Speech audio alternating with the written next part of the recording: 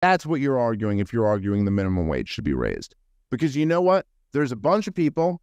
Let's say this, right? Keith, Keith Knight said this in a perfect way when he was on the show last week, 2 weeks ago, whatever it was, where he goes, there'll be economists who talk sometimes about the bottom 20% in America, and they'll say things like Paul Krugman will be like, the bottom 20% in 1980 had this, and the bottom 20% today still only have this.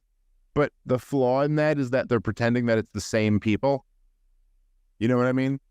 Like they're going like, oh, the bottom 20% have that, but then now today the bottom 20%. But meanwhile, the bottom 20% in 1990, lots of them are in the top 10% today. The bottom 20% is a whole new group.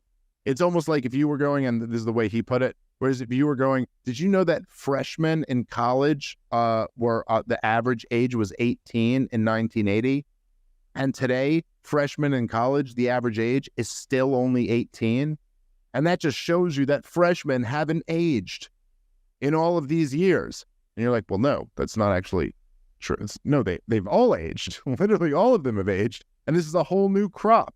And so you're acting like these people, these minimum wage workers are kept down. But the truth is that the vast majority of them graduate out of that and develop skills and move up and up and up and up. For most people, for the overwhelming majority of people who work minimum wage jobs, it's a stepping stone to move up.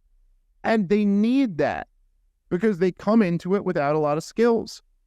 And so they need to get this job. Just imagine you're somebody who is has no skills, no education, nothing. The person that everyone really wants to help. Well, you go get a minimum wage job and you kick ass at that. And you kick ass at that, and then you can fucking move up. And now, if nothing else, you have some job experience. You have something to put on a resume. You have an employer who will, write you a good letter of recommendation. Now maybe you can get something above minimum wage. So, but what do you do if you raise the minimum wage? What do you do if you say, hey, instead of $15 an hour, you got to pay that guy $25 an hour? What you do is deny a whole lot of those people who would have had an opportunity to get that job, the opportunity.